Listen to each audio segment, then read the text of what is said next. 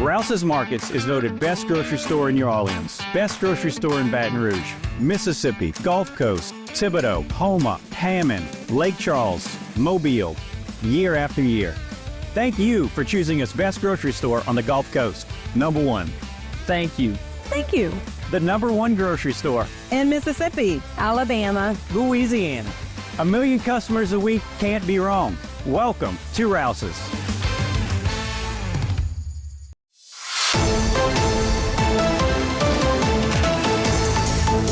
Hello and welcome to this edition of Bayou Time. I'm your host, Keith Weissheit, licensed clinical social worker with Tabor Home Care. Very glad you're joining us. However you may be joining us, we appreciate it. And always glad to get updates here from Tabor Parish Sheriff's Office. First Lieutenant Blake Tabor, thanks for joining us, man. Thanks for having me, Keith, as always. I appreciate it. It's been a good Mardi Gras season to this point.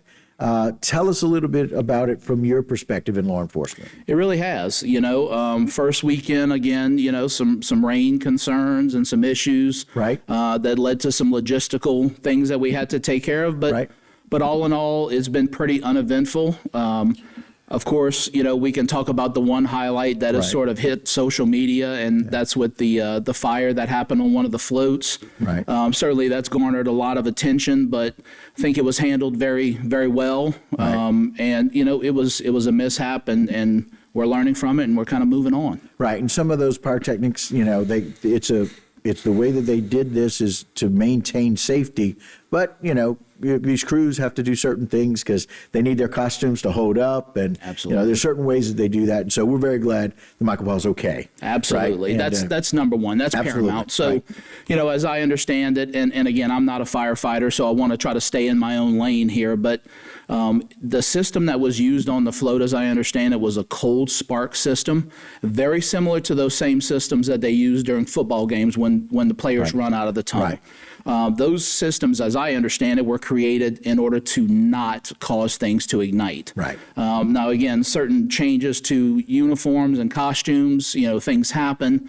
But again, I think he handled that very well. He was able to remove that item to keep it really from getting much, much worse. And, I think we've learned a lesson. I think the crews learned a lesson, and we're moving on and using it as that. And again, one of those things you got to change with logistics when that happens, much like we did with the rain on Sunday. Absolutely. But, look, it's about excitement. These crowds come here, and, we're getting to a point where Mardi Gras is exciting, but they want to see the lights. They want to see, the show and the pageantry, and that's part of it.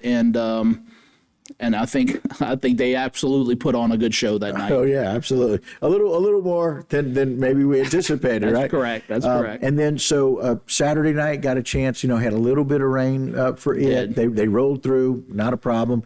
And then we had to make some logistical changes on Sunday with the rain, and that really impacted the routes. It impacted the date, but they had a great ride on Monday. They really did. And so, again, my wife's kind of part of that crew, so, I've dealt with it firsthand.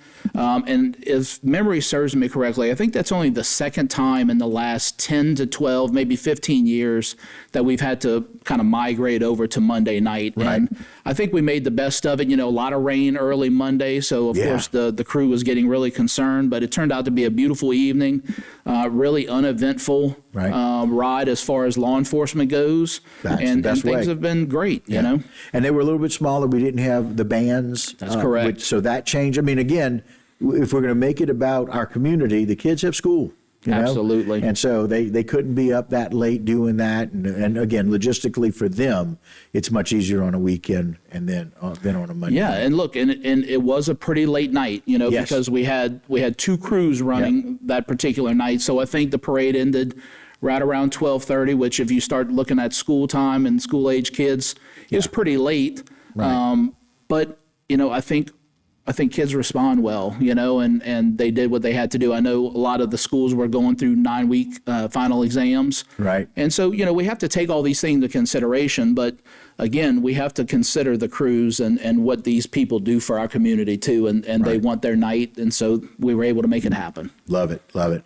The other thing that's kind of important, I'm hoping that there were no arrests for people carrying concealed weapons at parades? Not that I've been made aware of. So I'm hoping that message really got out and resonated. Now, look, does that mean that there was no one that was in violation? I think we both know the answer to that, right? Right. We're just hoping that everybody really listened and followed through. Because you did a great job of explaining not only the law, but why. And look, and it's for the safety of everyone. The reality is you don't need a weapon there. Nope.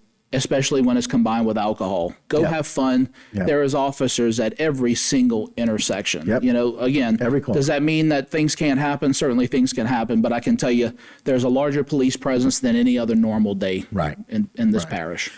We got parades coming up this weekend. We look at Mardi Gras weekend officially coming up this weekend. It's going to be a lot going on. Yeah, 5 in a row. So, you know, we're looking at Friday, Saturday, Sunday, Monday, Tuesday. The weather is looking great. No issues concerning that. Right. And again, you know, the other thing that we've kind of brought to light is people have been questioning about drones. Okay. You know, never did I think that we'd be in a point in time in our life where we'd have to worry about people wanting information on drones.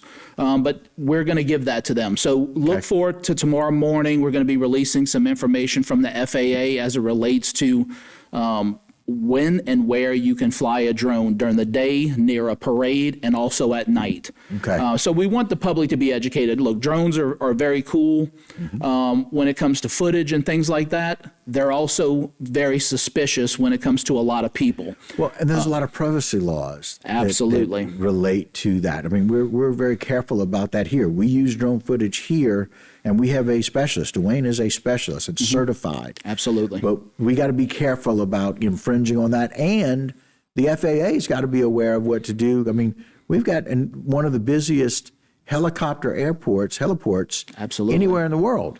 And keep in mind, not very far away. That's on the east side, and here we have a parade coming on the east side. Exactly. So, you know, we want to get this information out to make sure that people are aware of what's going on.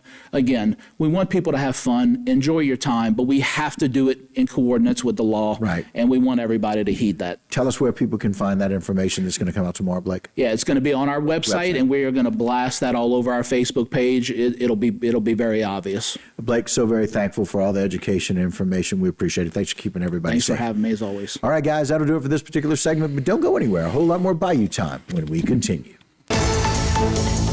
Today's social media segment is brought to you by Terrebonne General Health System. Your health is our legacy. Rouse's, you're either local or you're not. Buick, the craft of modern luxury. St. Martin and Bork, know your rights.